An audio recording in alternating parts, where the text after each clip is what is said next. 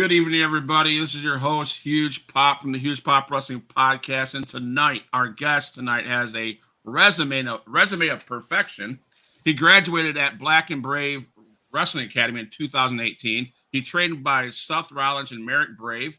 He wrestled AEW Sonny Kiss in 2022. Former RPW Tag Team Champion, current NOW, that's Wrestling Champion. Please welcome to the Huge Pop Wrestling Podcast, Perfection.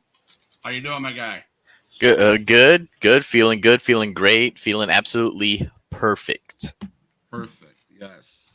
Did I get a perfect introduction? You know what? Gotta be honest. I think that's probably the most accurate introduction Perfection's ever gotten. So kudos to you. Thanks, man. Thanks. So, was perfection in your childhood, or were you just? Can you talk to us about your childhood growing up as a wrestling fan? What did you watch? What were your favorites? What were some of your moments that you can remember back then? So I got into wrestling not from like any family members or like or even watching the show.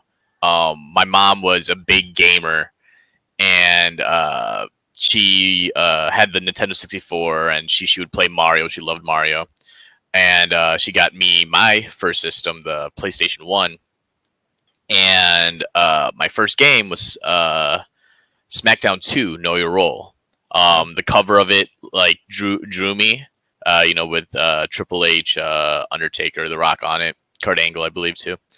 And I played it, and I just loved it. I love the entrances. Don't know if you remember, but like they had like the entrance videos, the Titantrons in the background, while the wrestler models were going to ring. So I loved watching like every single one and seeing what everyone's theme song was.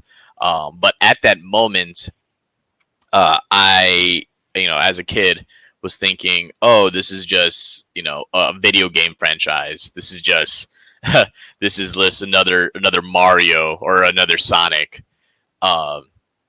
So I was following that series of SmackDown games all the way up to maybe Here Comes the Pain, and I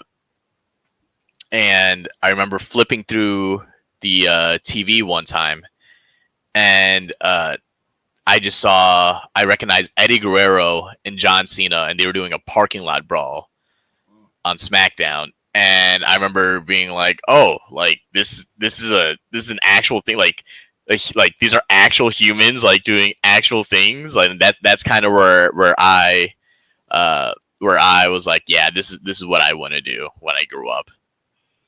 All right, yeah. So, what promotions did you mainly watch, and what were some of your favorite wrestlers?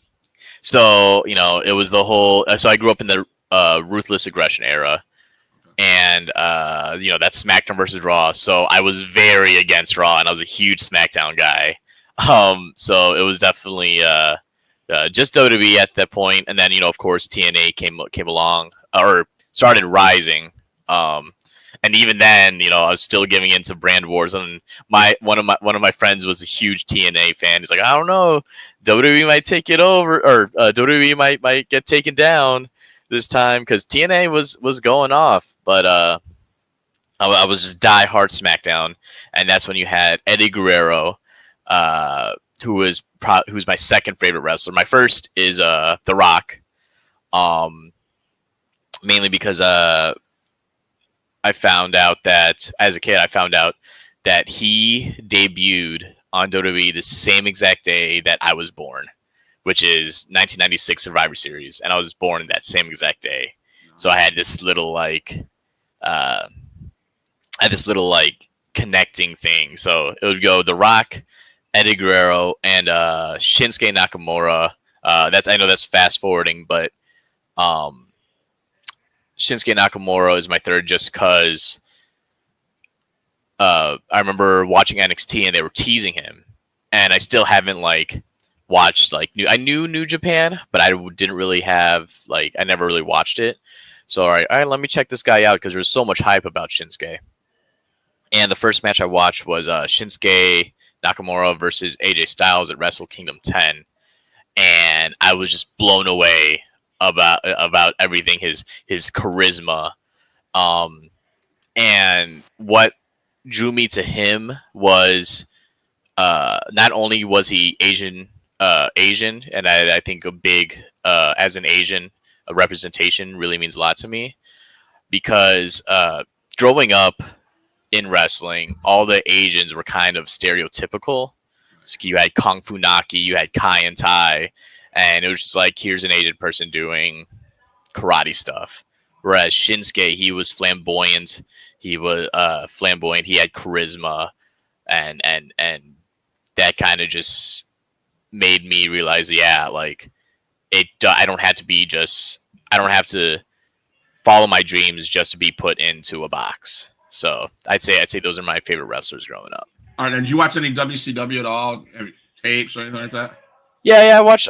Because like I was born in '96. So by the time I got to because like I said, I started watching wrestling. I think that's 2003. So WCW was long gone. But I did go back and watch some WCW, especially Eddie Guerrero matches, just because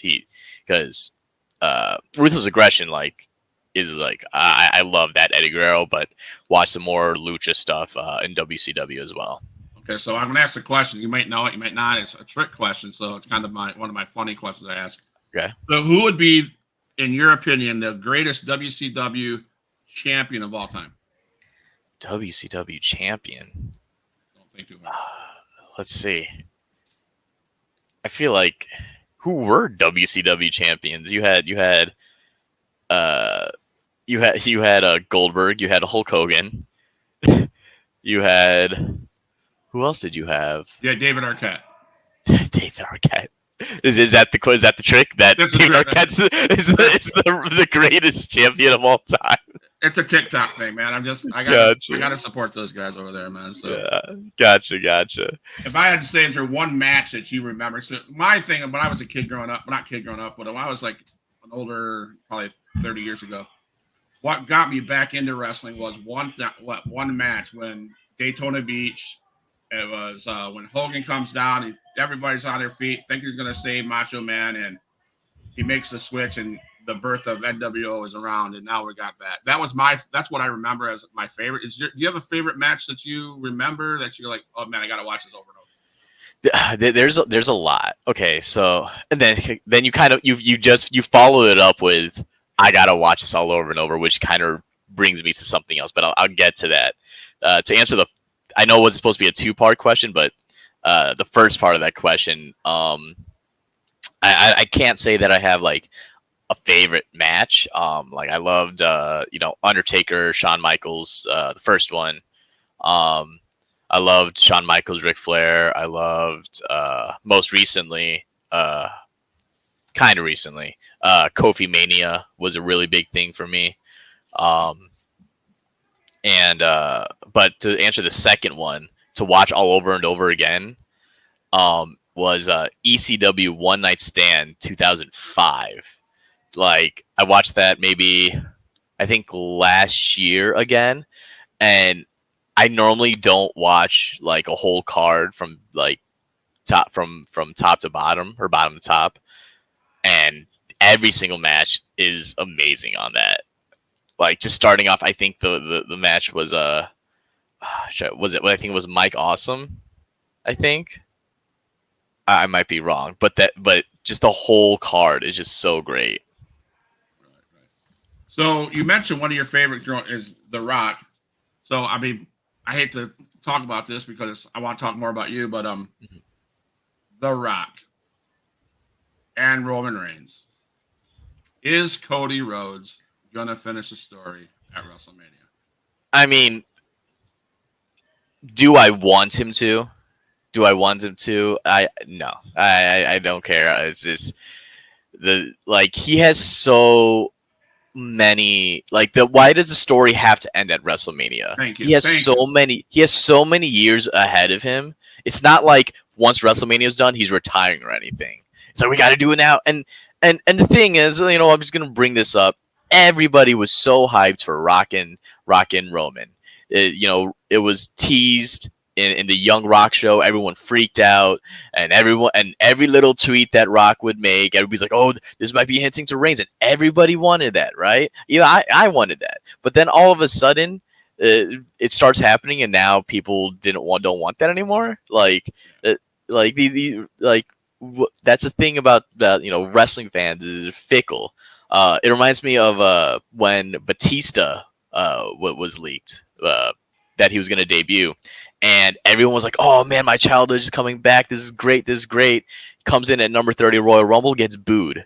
Like what is this? Like, make up your minds. If fans want to have things their way at a certain time, they just need to go play WWE 2K and go in universe mode and make their own story.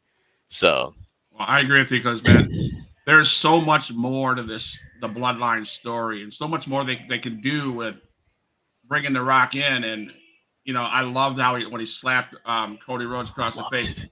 and it was the start of a family thing now. So I just tell my brother he's a big Cody Rhodes fan, and I don't mind Cody Rhodes, Hmm. but why finish it like you said? Why finish it now? That's dumb. That's Yeah, this just happened a week ago. You got so much exactly. more to do with it, and so I just thought, you said you're a Rock fan, so I thought I'd ask you that Yep, question. yep, yep. Look at. I got my rock right here. Always, Yeah, always at my desk. there Yeah. you go. So I don't know. Part of me is being biased towards the Rock, but also it. Like I said, if you can't just pick and choose. You get WWE gives you what you want. There you go. Like, Yeah, yeah. No, I just think they can do so much more with the story. of course. Doing that heel turn like he did, all that did was add 6 more months to the storyline. Hmm. I thought that was brilliant. Yep. So, can we talk about the Black and Brave, that your training, and how that experience was, hanging out with Seth Rollins, Merrick Brave? Did you see those guys on a daily, or can you talk about that? So, training was because that's the first wrestling school I've ever been to.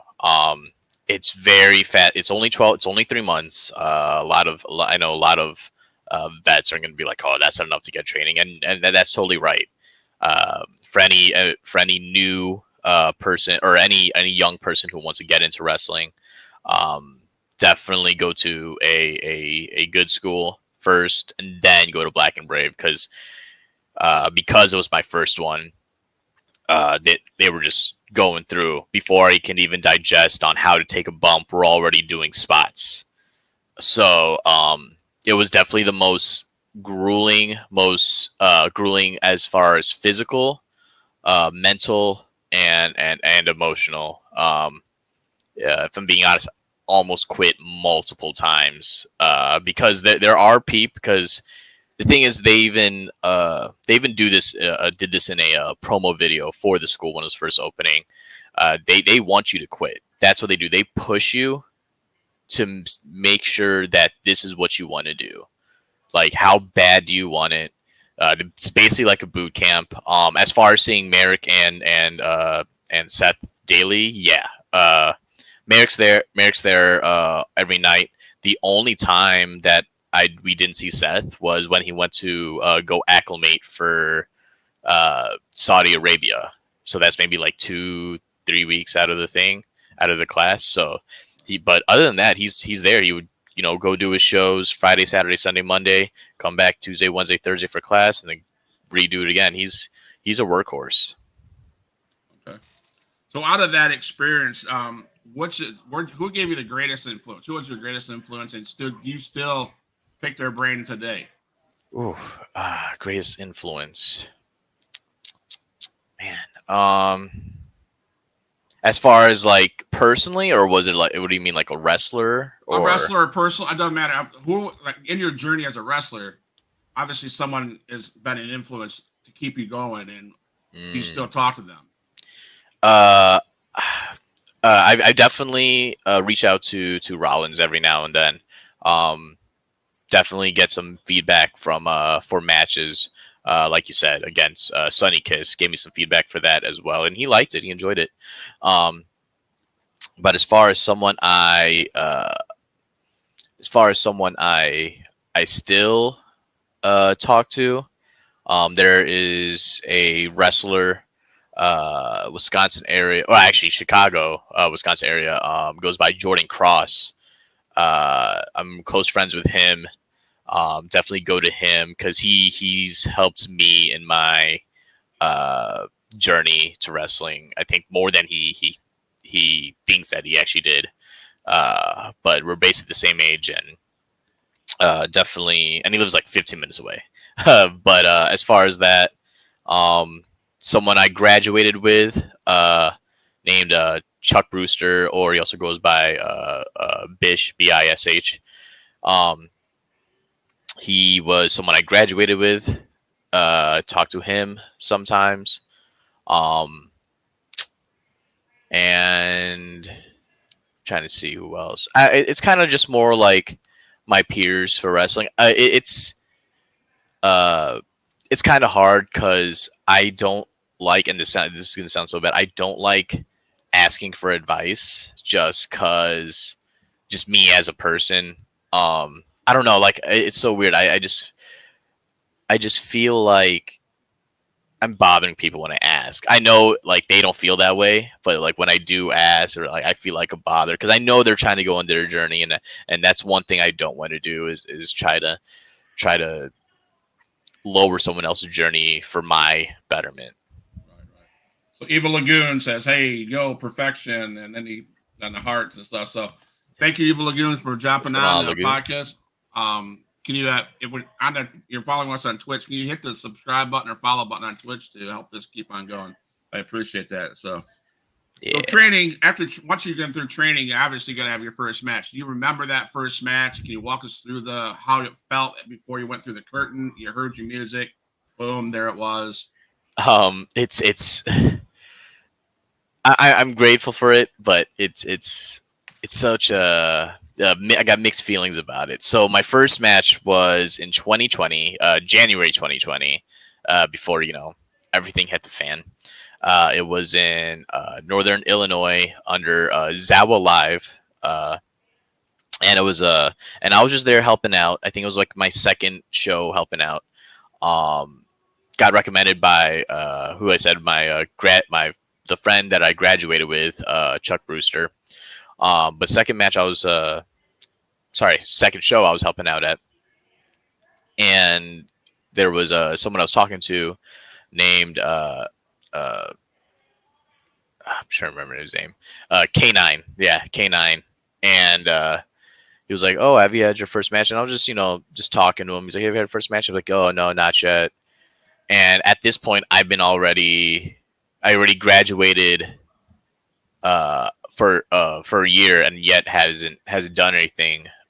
Still was trying to find my footing in 2019, but so I was talking to him, and he's like, "Oh, you having your first match? Let me see if I can get. Let me ask the promoter if I can get us on a pre-show." And the promoter was like, "Yeah, sure." So I was like caught off guard, but I had all my stuff, got all my gear, and um, I had a theme song of mine, or my normal theme song, which is so fresh, so clean. But the internet was working. So the promoter was like, "All right, well, do you want anything else that we possibly have? Like, what kind of genre?" I'm like, "Oh, like something like rock or something rap." And he's like, "All right, you're gonna be baby, you're gonna be a good guy," which is also caught me off guard because I'm just uh, I feel more comfortable as a heel, not because like I'm like trying to be mean, but uh, in class I remember one of my classmates said, when I first met you, I didn't think I was gonna be friends with you because when I first saw you, I just wanted to punch you in the face. You just have a very punchable face, and I actually get that a lot. Uh, so I guess it's just being a natural heel. Not that I try to be mean, but I was gonna be a face that first match. But I'm like, all right, I'm gonna take this head on, and we're gonna do this. So came out to Usher, yeah, Okay. and I'm like, okay, nice, nice. And then I go out, and the first thing that happens, everyone laughs. So if that doesn't prove that I'm a natural heel, I don't know what is. But I'm still trying to get them on, and I have this on my YouTube as well, and it has like 2.4 thousand views for some reason. Don't know why, but it was an okay match. Let's just say it was an okay match. Didn't win, but Okay. Um, Now you're from Illinois, so does MCW? Do you ever run into those guys? That promotion up that way? MCW. They would have there's Nasty Nick Nolan up there with them. I don't know if you know any of those guys. I don't think I've AM ever heard of MCW. AMB Austin. Austin's his first name. Johnny Cass. Those guys are up that way. I don't know if you know. Johnny Cass sounds familiar. As far as a promotion, I don't think so. Around Illinois, I know Zawa, I know CSW, Chicago Style Wrestling, I know Warrior Wrestling, I know Galley Wrestling. That's more the Chicago area. Is that more like Central Illinois? Yeah, Okay. Something that I don't know the name of it exactly, but yeah. So, Gotcha. So do you have any promotions in your radar that you have goals that you want to get to? It's just kind of at this point everywhere and anywhere right now. Definitely, CSW Chicago. Definitely the hot shows in Chicago, just because Chicago is such a hot spot. Definitely want to make my way down to Florida at some point. Basically, there's not one that I'm specifically going for, but definitely anything that will take me. I'm in Florida. I'm in the Panhandle. There's a promotion down here. It's called XIW Extreme Impact Wrestling. Guys like Damian Wayne, Wardell Walker, and then I had a guy in last night, August Arquois from FIP. So a lot of wrestling promotions down in Florida. So man, come on down. Yeah, definitely. I'd be excited too. So are there any guys you faced that you don't care to ever face again, and that maybe have some beef with? Guys I've faced that I never want to face again. I don't have any beef with anyone. I'm a very when it comes to like someone I'm wrestling. I'm a very flow easygoing person. Even when because like when stuff hits the fan, let's say something goes wrong in the match, I'm like, even if it's not my fault or it's not a big deal, I blame myself anyways because I'm just a perfectionist. Obviously, I'm like I'm my own worst critic. So and even when I'll give you one. There's this guy named Paulie Tomaselli in Chicago, huge vet, and he actually wrestled Seth Rollins back in IWA Mid South, is it called? Yeah, IWA back in like 2000 whenever, when he was Tyler Black. And we were trying to do that whole story, and the whole match went great. And at the end, I just laid in just a little too hard. I go in and smack him and basically almost pop his eardrum. And at that point, I knew that I was like, oh no. I was like I'm ready. I'm ready for whatever's about to happen. And he just goes off on me, starts like, and luckily it was the end of the match, but it was not a pretty sight. And even though, and like I said, I'm my own worst critic, and I just, after that, I knew he was gonna be mad, so I just apologized. So there's not really anyone I have heat with as far as working. So I'm glad to work whoever at all. I will say this: you're right. You are a perfectionist. My friend Perfection messaged me today saying, "Hey, circle, circle, circle." I'm like, yep. Damn. You know what's called very, very. It's the details. It's the detail. That funny enough that like that's actually what one of the things about that I learned in Black and Brave was just very small details. As far, because you could do all the cool stuff and do the big stuff like as far as wrestling, but as far as like the details, that's what really makes a story. That's what really makes things work. I will say this: the only reason why I put Mad Mike, aka Perfection, is it's on your damn your Facebook page. So, to my benefit. Yeah, it was called. Yeah, yeah, on my shoot Facebook. Yeah, that's it. I I'm not gonna lie, kind of. I may be a perfectionist, but I'm also kind of lazy as well. Because I've actually had that as my nickname, like for I think since like 2015, 2016, so before I even started training. All right. So it's kind of like I just don't bother to change it. Same with my Twitch name. I just don't bother to change it. So we're talking about your name, talking about your character, talking about your persona. How did you develop perfection? So perfection developed, like I said. So 2015. Um, so this is before. Uh, Let me go back. When I found out that this was that wrestling was a real thing, right? I actually had a nickname growing up that I got from my friends at school, Mad Mike.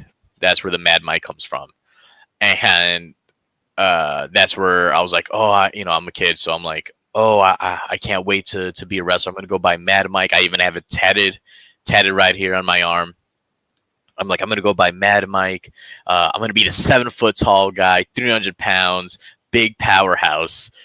Because I didn't know how genetics works back then, and I loved Kane growing up as well. So I'm like, yeah, I definitely want to. I definitely want to be that big powerhouse guy. Fast forward to 2015, uh, realize, oh, that's not how genetics work. Still was gonna go by Mad Mike, but kind of go. I was gonna go off of like a crazy, insane character. But before I started training, my mom wanted me to go through college. He's like, all right. He's like, go to college first, and if you go to college first, then I'll pay for your wrestling school. I'm like, okay, fine. But thing is, I thought it was pointless to go to college and take courses that I didn't think was going to be useful to me, or anything. So I took hip hop and sports med. Sports med because I like going to the gym, and then hip hop just because I like dancing. I took hip hop class, and at this point, I had a really big ego. I had a really big ego, and we were doing a dance piece, and people would come to me for advice on how to do stuff. And then another student was like, "Oh, you got to do this, blah blah blah, or whatever." And I'm like, I know, I got this, I know what I'm doing, jokingly, of course. And he's like, and they were like, "Okay, Mister Perfection." And then it kind of stuck from there, so it came from a tongue in cheek thing, and I dropped the Mister because Mister Perfect, and just kept Perfection, and then like the rest is history. So it came from a tongue in cheek joke. And they say the best or nicknames come to you, and you don't just pick nicknames. So Right. both those nicknames came to me. Okay. Sweet. Friends of the Squared Circle says, "Wow, Blair Onyx and Black and Brave." Yeah, Blair Onyx was a class ahead of me, so I was class 13. She was class 12. Awesome. Awesome. So, out of your class, has anybody made it to the main roster or NXT or ROH or any of those? What's called Heather Reckless. Heather Reckless. We were in the same class. Um, she wrestled on Chicago, and I think she's wrestled on Ring of Honor a few times as well. All right. Now, what's that journey look like for you? Is that something that's it's doable, or is it a long? Are you going to be in the Indies for quite some time before that happens? So, I'm trying to figure that out myself. Okay. Of course, the goal is to do all that stuff really quickly. But Blair, Heather Reckless, she was training before Black and Brave. Uh, I think it was in Colorado. Um, so they actually all, if anything, all my classmates were had training prior. So I'm kind of like falling behind as well. So I'm kind of just playing catch up right now. Okay. Also think, yeah. Also last year I was kind of falling out of wrestling. Uh, because any wrestler will tell you that this profession will burn you out. Burn you out financially, burn you out mentally, emotionally, where it ends up kind of being like makes you question yourself. Right. But I think that's where Black and Brave taught me was that do you really want this? And even when my mind says no, my heart would always say yes. So I can't tell you what my journey looks like definite like as far as right now, but definitely just trying to do anything and everything to get to what I want to do, you know. Now, do you see yourself? Are you booked quite a few months in advance, or? Yeah, pretty much right now my as far as my promotions go, just have a few promotions, but the promotions run pretty far ahead. So like now that's wrestling. I got all the dates for that. I'm booked all over that just because main title of course got to be there. Right, right. Think another one is No Regrets Wrestling, NRW booked there. Um, and then probably just gonna pick up some bookings, show up at some shows and show face and help out other places too. Some at some point. All right. Now, Seth Rollins and Merrick, do they tell you, hey guys, it's going to be a long journey. Be prepared. They don't make The it. They don't make it sound like, oh yeah, we're going to do Black and Brave and going to go to WWE. Yeah, what's called the Rollins himself says, hey, 90% of the indies don't make it. Like, and most likely you won't. And they lay it out like first day before anything happens. They say, hey, like you most likely won't make it, but we're gonna give you all the tools for you to do it on yourself. And even Rollins says, hey, I'm like, yeah, I'm in the WWE, but I'm not gonna be going, hey, pick my guy, hey, pick my guy. Like it's on you. It's like, So, Friends of the Square Circle, are you familiar with Laney Luck, GPA, Joey Avalon, and Sierra? yeah, Laney Luck. We've been on a few promotions together. GPA, I don't believe so. Joey Avalon, we've been on a lot of promotions together because he wrestles around Wisconsin. Sierra, I've wrestled once, but they typically travel. Joey and Sierra typically travel together, so we've been. That's another person that I've talked to as well. I talked to Joey Avalon. He gave me some good advice. I think he gave me some good advice actually for the Sunny Kiss match. Okay. My boy Johnny Cash, you might know him because if you wrestle in Wisconsin, he wrestles at the Midwest Gaming Championship, that convention. Yep, that's right. I recognize it. Okay. Promotions and championships, man. Let's talk about those. You graduated obviously from Black and Brave, trained by Seth Rollins, former RPW Tag Team Champion. Can you talk about that run and how that protect how you lost it at the end? Talk about that. So yeah, it was actually kind of on a whim. The people, the tag team that was supposed to come in actually got COVID. So so Perfection and Aaron Arsenal filled in. Actually got the titles on us, and that's Raging Pro Wrestling up in Green Bay, Wisconsin, and held it for a good amount of time until we lost it to the Bouncers, Brian Malonis and Beer City Bruiser, who were both on Ring of Honor back when like I think they actually wrestled Young Bucks actually back when they were growing up. So Okay, yeah. So you have friction with your partner after losing that match, or you guys? no, it just after that, promoter just like never like booked us together again, which is odd because we both been booked on the show like together, but not like together in a tag team match, which is Don't know why. But I mean, Aaron Arsenal's doing great things. And obviously Perfection's doing great things. And we actually kind of have a running joke where we're actually like better not together. But we don't have any friction though. Like we love each other. We both actually still wear our tights. We have matching gear on the singles run, and there's like a picture of us on our butts on the back.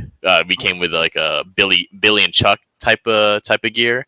Yeah. So mine says Perfect on the front, and his says Arsenal on the front because we go by the Perfect Arsenal. Okay. So I told you in the beginning that I take care of foster kids, and they have questions for you. So that's a part of the show that I like to ask the wrestlers the kids questions. So what's your favorite food? Ooh, favorite food. That's love. So I guess just because I ate it, chicken Alfredo is really good, Huh? or any Alfredo.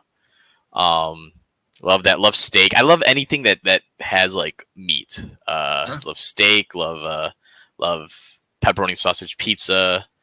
Love burgers. Love bratwurst. Hot dogs are okay, but bratwurst are just better because, like I said, more meat. But yeah, tacos. Oh, street tacos, amazing. Yeah, love food. Probably should not be thinking about it just because going on a really strict diet again, trying to cut this down for cutting season. But Right. yeah. Does pineapple belong in your pizza? Pineapple does not belong on pizza at all. I've tried, and I say I tried this, and I've even said this before it became a thing. I've tried Hawaiian pizza, and I'm like, why is this? Like, well, why is this fruit hot? You know? Yeah. Favorite TV show? Oh, favorite TV show. Favorite TV show.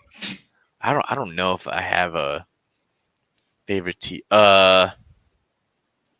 I'm sure there is one I'm blanking. I've watched let's see. I've watched Supernatural, that was good. Vampire Diaries originals were good. Trying to see. The new I don't know if you've seen it. I'll just say just because I'm watching currently. The new Ted show, really funny. All right. That's really funny. Favorite movie? Oh, favorite movie. I love the Star Wars saga. I love I got into the Harry Potter saga, love that. Love Nacho Libre. And Nacho Libre, Four Brothers. I love that movie. I'm sporadically just naming off stuff that I really like, but I can't pick just like a normal one thing. Favorite pet? Favorite pet? Oh, real. I got to make sure I got to look around. Love dogs, but I have 3 cats because my place doesn't allow them. But no, wait. We got this wrestler here. I just noticed this. I'm just trying to just call it how I seen it. Mhm. We have this wrestler here that we're talking to. I'm sorry, I almost called you Mr. Perfection. Perfection. I asked him a question about what's your favorite animal, and he has to look around like he's afraid of his cats to hear his ass to say a dog. I mean, come on. Yeah, because like those are those are my kids. Like it's like, but but you don't want to say who your favorite is, right? So I guess favorite sports team. And if you say Cleveland Cavaliers, I'll kick you in the ass. Funny enough, don't even watch football. Don't even watch soccer. I'm not a.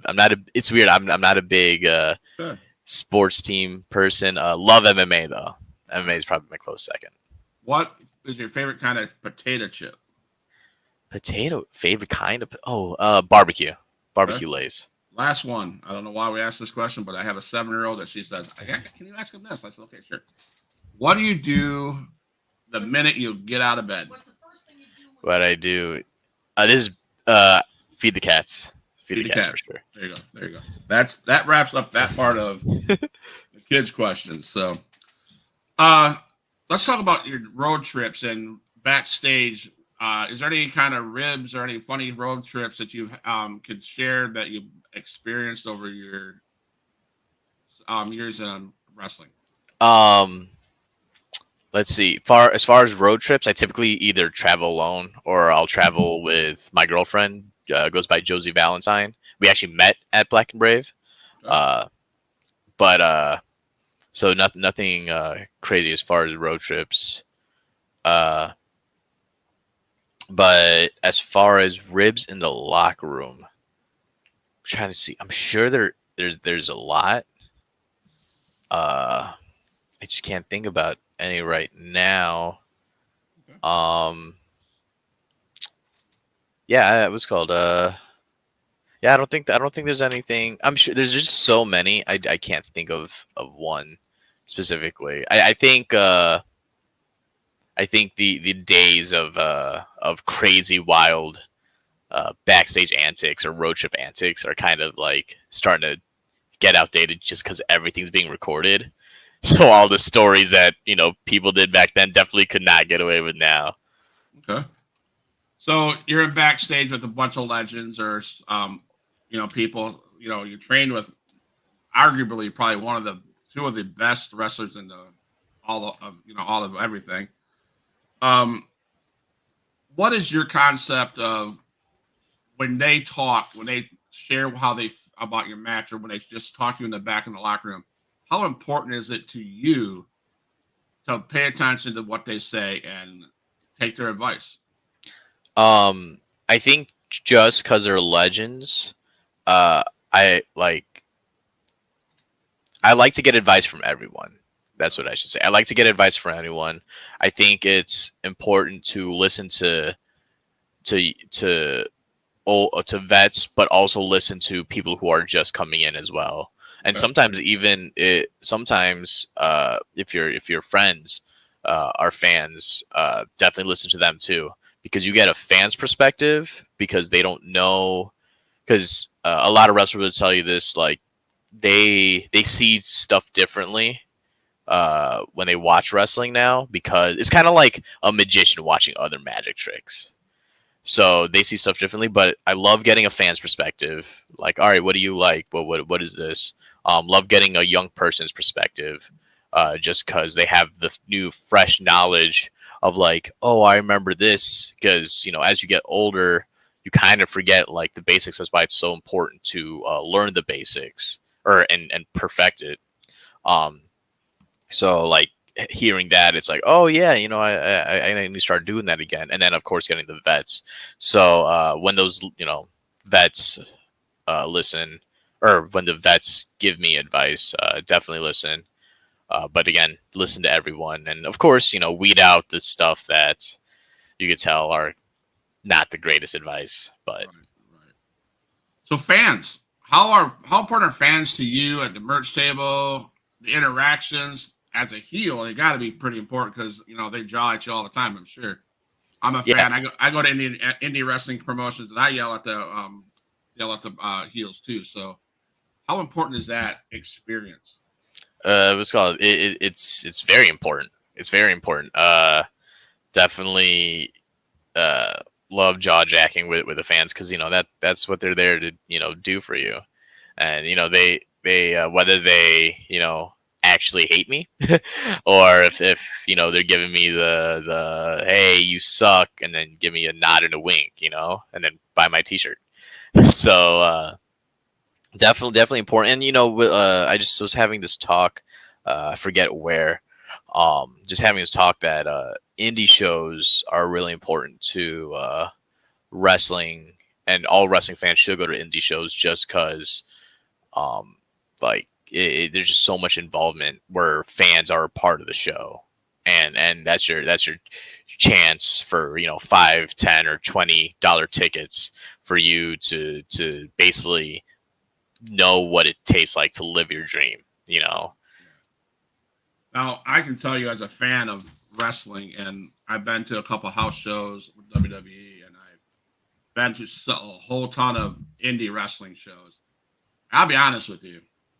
If I had the opportunity to watch indie wrestling over WWE or anything, indie wrestling in a minute, I'd watch over that because you are right. You just said it. You guys make us feel like we're part of the story.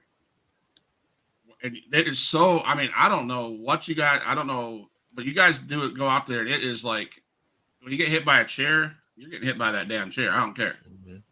There's things that we do or that you guys do that's out of this world. Like Damian Wayne is one of my big guys that I followed on here. He's up in Tennessee, and the other like about 3 months ago, he slid across the table. The table was supposed to break and was supposed to fall.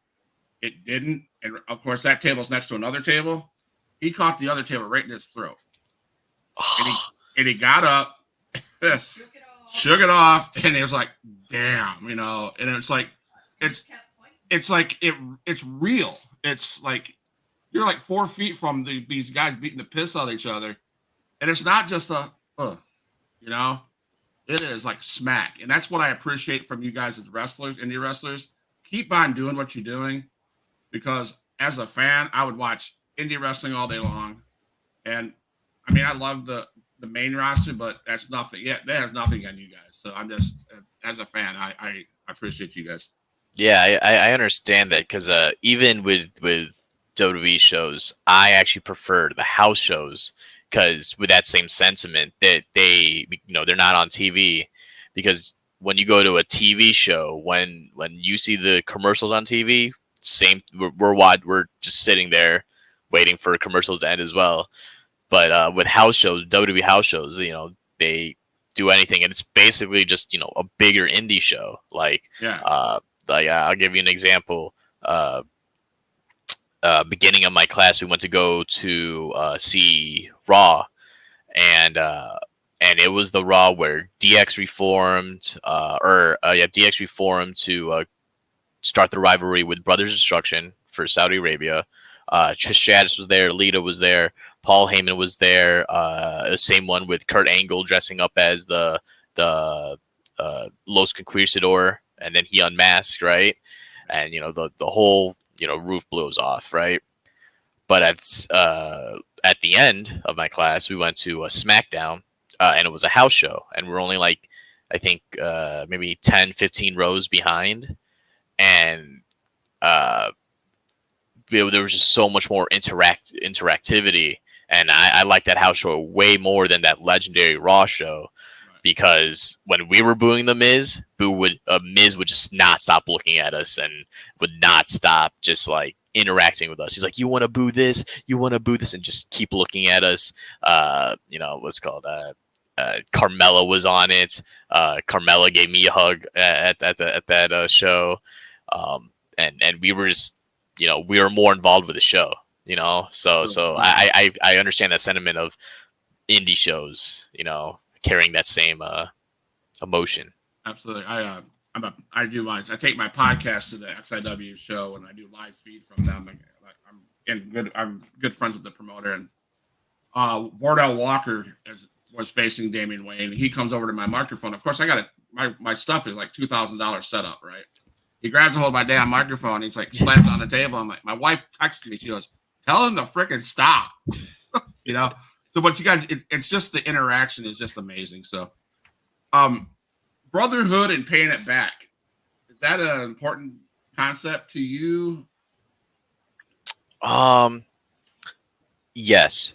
Like I said, Black and Brave was the most grueling physically, emotionally, mentally, and I almost quit.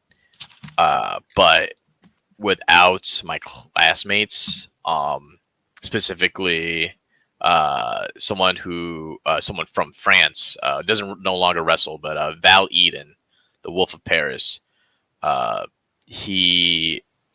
was like, I think I was in my bunk. I think I just had a really bad day at class because, like I said, I couldn't catch up and let things digest. I said, I think I'm done. I think this is not for me, and I want to go home. And he like came into my bunk and was like, "You didn't do all this work just to come this far. Like this has been you said this is your dream since 7. You said that that you had shoes to fill because The Rock debuted the same day you were born. Like this is what you wanted your whole life, and you're just gonna throw it away because you had a bad day at class, and he's like, just put her in extra work, go to open ring and all that stuff, and not just, but that talk definitely lifted my spirits up, and then having the support of him, Chuck Brewster, Tim Hayden from Australia, just cheering me on when they didn't have to. So me paying it back, I love paying it back. So that's why I love. I get DMs still from people because I go on Twitch as well. Said, hey, how do I start being a wrestler? And I say, hey, this is how you do it, because I don't like that gatekeeping stuff. I don't like that. Like, oh, who are you to say that that people can't do stuff? So I definitely love to pay it back. Absolutely. I will say that the same with as me as a podcast guy. So many times you watch. This is not worth it. This is whatever, But I keep on getting reminded by my wife, who's probably my biggest supporter. My mom and dad were my big supporter as well. Mom passed away in October, but last thing she told me, she was, "Don't give this up." And I was like, this takes us up so much time. And my wife continuously tells me, "This is what you love. You told me this is what you want to do. Make it happen. Make the dream happen." So I do owe respects to that. So I appreciate the comment that you made. So I asked, you gave me a rundown of your highlights, and one of them was OVW Superstar TW3. Can you walk us through that match? Yeah, that was the first match we had was at Now That's Wrestling. It was for the, I think it was for this title actually. I think it was for this title, or the Midwest or the Mid Valley. Sorry, the Mid Valley title. Either one that he was holding. But if you've seen the footage, that promotion has a 12 by 12 ring, so very small ring. Very small. I was like, what the hell? I was going to ask about that. Yeah, but because they're able to run in like venues that that normal ring sizes can't fit in. And I think that's great because the Now crowds are amazing. They'll tell you how they feel, and they're always very, very boisterous crowd. But that match especially just proves no matter what size ring it is, you could still tell a story. You could still put on a hell of a match.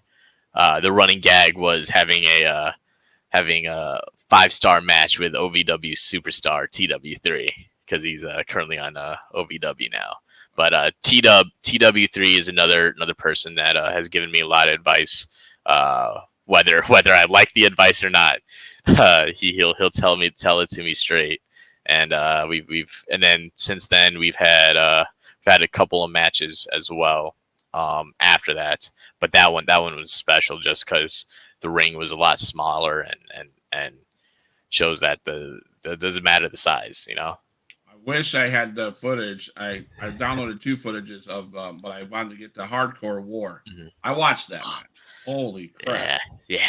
You guys went through hell, and tell me what felt like after the match, and that had to be. It looked like you guys were having fun. What was that like? Oh man! That's my first and only hardcore match. Yeah, that's NRW. That's No Regrets Wrestling. Jared Thumb. It was me and Jared Thumb, who's also from Black and Brave. Graduated a few classes ahead of me, and Johnny CK, another good friend, and yeah, we it was like I said, it's a hardcore war. It was it was great. The crowd loved it. Johnny CK swantoning off the bleachers to put me through the table. Was that you? Was that you? Yeah, that. Yep. I was like, what the hell? Yep. I got I did a different gear change, which I loved just because I went out and bought some new boots. Looked more and more of a grungy perfection, more prison perfection, as people would say. Changed my theme song a little bit. But yeah, we had so much fun, everything that we did had a great reaction, and I think if I remember correctly, that was a long night. I think there was like maybe 9-10 matches on the card, and we were the very last match, and people are drained out. They're tired and just want to get the night over with. But that one rejuvenated the crowd. It was that was definitely a special match that will always be in my heart. Oh, I bet, because I mean that table's. I mean, yeah, I'll just say that. But, so we're gonna watch a little clip. And we can talk about this. So.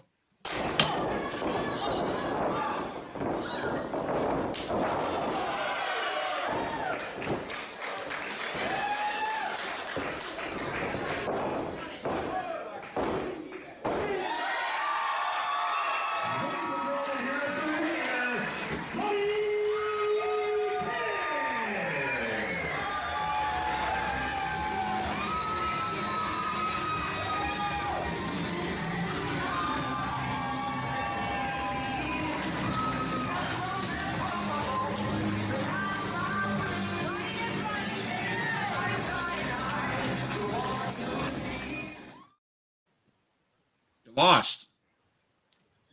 Yeah, just had to choose that. You couldn't choose the other parts, when I almost had Sonny, but all right.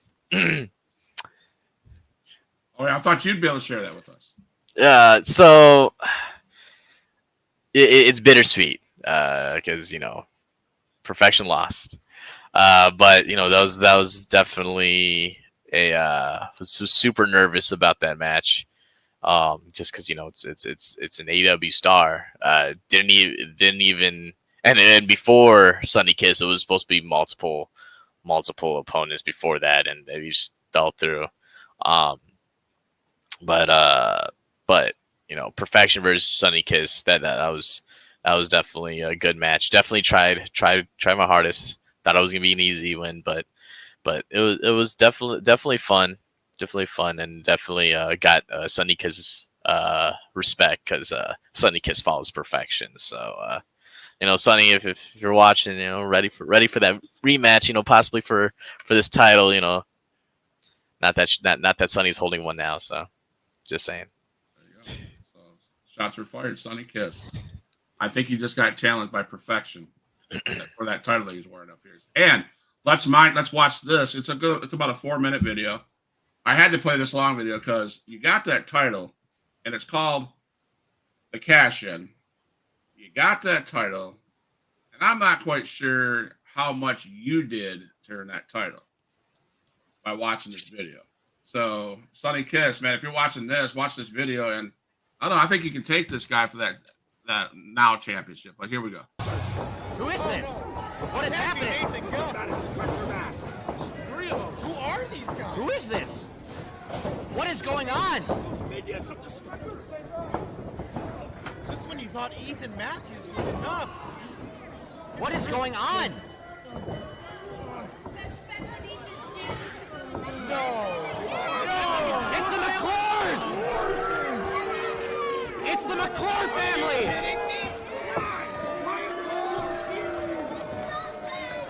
Are they working for the Spectre? Or is the Spectre working for them? All just a bigger scheme. Remember, Perfection did win that 24/7 title. Like, allows him to cash. Here comes Perfection! Oh, no. He's not cashing. No way! He's cashing in. Perfection's cashing in the title. He's cashing in. Oh, no. Just when you thought this was over. Perfection is cashing it in! It's 24/7 opportunity for the Rollins Wrestling Championship. Perfection has cashed in his title opportunity! Michael Wayne can barely stand. He barely got him from the 10 count. And Perfection sizing up Michael Wayne here. Looking good for Michael Wayne. And there it is. Oh, Michael Wayne is up.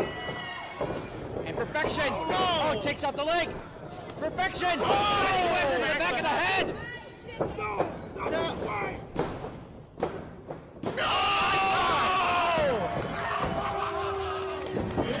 Perfection is a new now world heavyweight champion.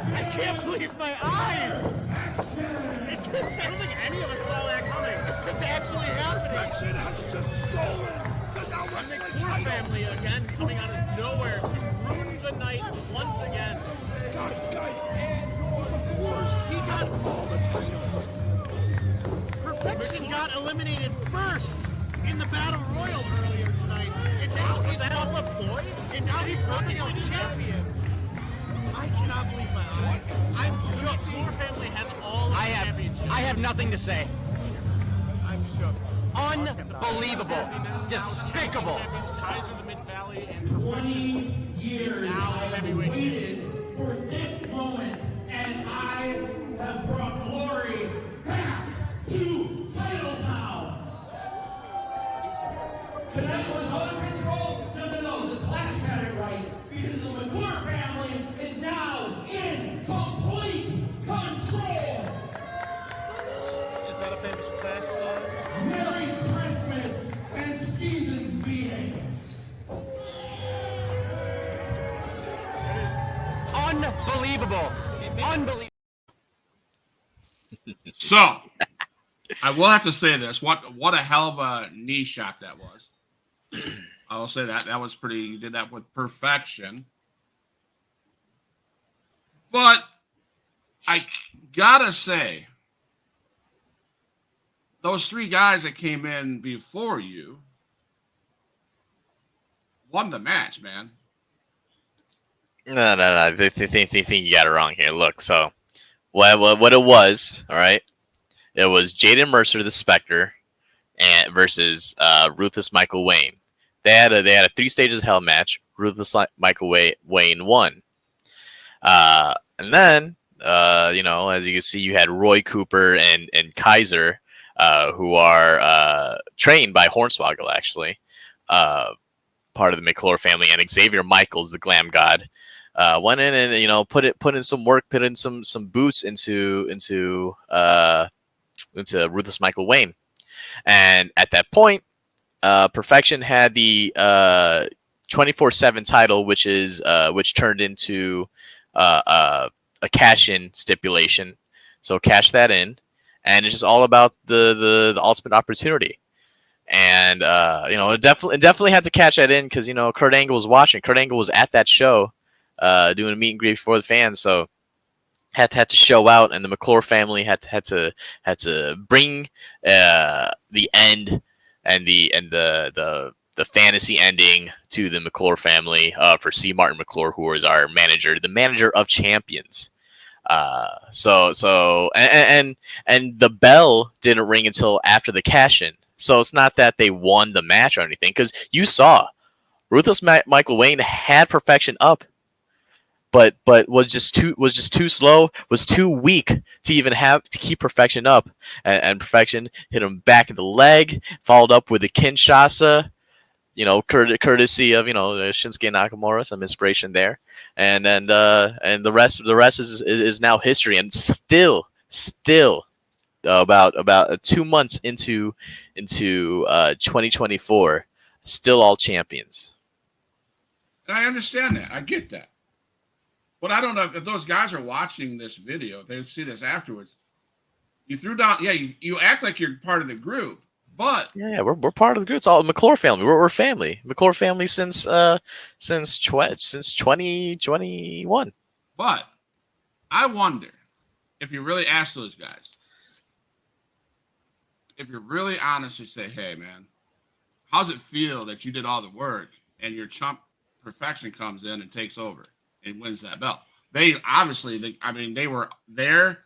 They did all the work. Yeah, he picked you up, and yeah, you squirreled out of that little thing because he was beat down already. He was kind of weak, yes, due to the fact that these guys came in and handled your business for you, and now therefore you couldn't handle your own business until the guy was on basically nothing, and you beat. So I guess that's one question. How do you feel like? How does it feel to cash in on a broken down, beat up opponent? And I wonder if you faced him in the ring by himself at full energy, what he would do. He'd probably take that title from you. All right. See this. So it's one thing, and any champion will tell you this. It's one thing to win a championship, but it's harder to keep it. Since then, last month, Perfection beat Josie Valentine with no help from the Core family, no interference at all. And Seymour McClure was the announcer of that show and still didn't get involved with Perfection's match. Perfection still won fair and square, clean. And then most recently, this month, you can all see this on Perfection Pro Wrestling on YouTube, went against Mike Jarrett, and Perfection won that one as well for the both for the title. So what does that really say? So forget about how it was won. Still have the title, and even the whole McClure family still has all the titles, and still C. Martin McClure is the manager of champions. Forget how it was won, he says, because in the back of your mind, you know what I'm saying is right. You want me to forget how it was won. You want me to realize, and you didn't. But you didn't send me those videos. Mind you, you wanted to you sent me the cash in video. So I guess I'll have to go back and watch it on YouTube on the Perfection site to see if you really won fair and square, and then I can do a post podcast. Let's talk about Perfection's fair and square wins, right? Sure. So you know what? We can do that. You know what? Perfection will agree to do a follow up podcast when you realize that just did a whole podcast on squash matches basically. But if you really want to do that as well, wait until after March 2nd, because Perfection will you talk about Ruthless Michael Wayne going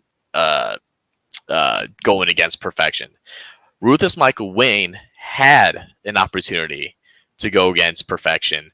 So this past show, now Battle Bowl, where Perfection went against Mike Jarrett, that was also a tournament as well, where it was 4 fatal 4-ways, and all 4 winners of those matches will go into a main event fatal 4-way. Ruthless Michael Wayne went to the finals, yet still didn't win. And it was actually Jimothy who won. So Perfection now has to go against Jimothy March 2nd in Neenah, Wisconsin for the Now That's Wrestling champion, which, again, will probably be a squash match. So if you really want to wait for a post-podcast to basically just say, you know what, you're right, Perfection, then we can do that. Squash matches. Huh? So what's that say about your opponents? You're saying that's easy speasy? You're done? It's cakewalk? Yeah, it's easy, like, because this is everyone growing up in the wrestling business, like everyone counted Perfection out. You bring up the Sonny Kiss loss, but who's the one with the gold on their shoulder? Not Sonny Kiss. Sonny Kiss. I hope you're listening to this. Perfection says he's one up on you. You beat him. He says, oh, well. He has the title. He says, come for me. He challenges you. I hope this happens in 2024. I hope you get the chance to go up again to Sonny Kiss and takes the belt from you. We'll see. Sure, all the losses that Perfection has taken, especially in the early days of the career, it's not about how many losses Perfection has. It's about when he won and how he won.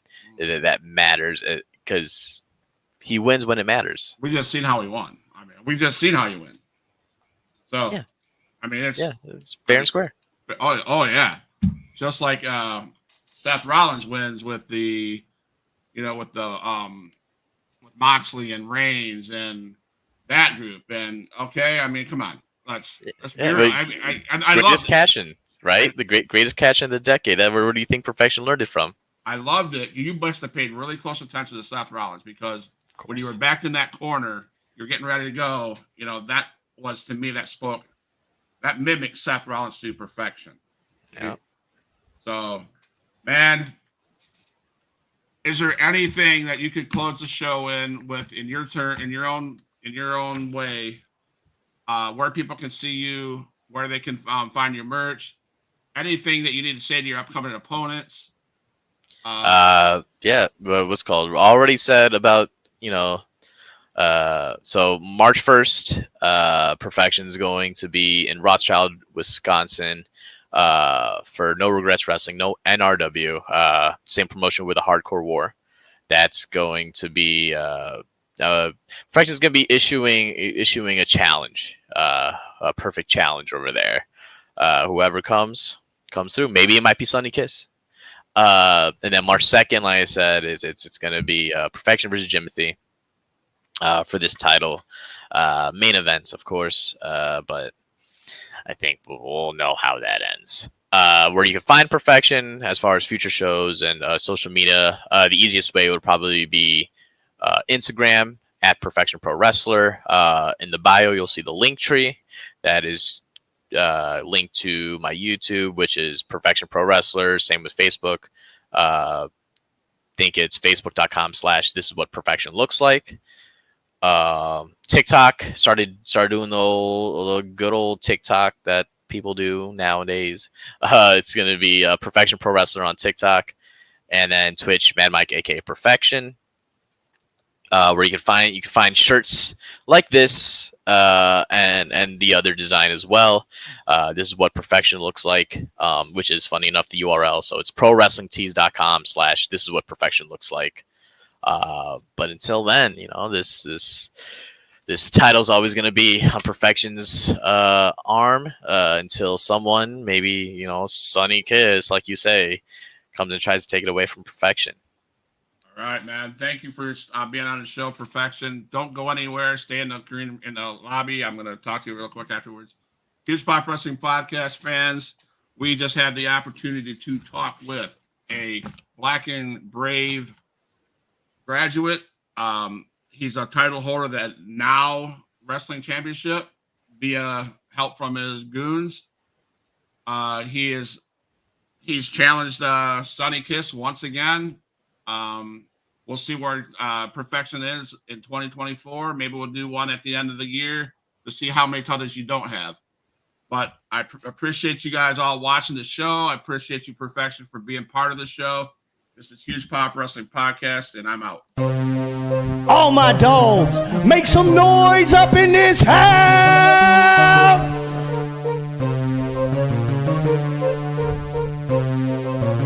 Who is in the house? Who is in the house? It's the gangster of destruction, so you know what's going down. And when the drive-by's coming, then you better hit the grind. Cause when your body hits the canvas, then your head is knocked out.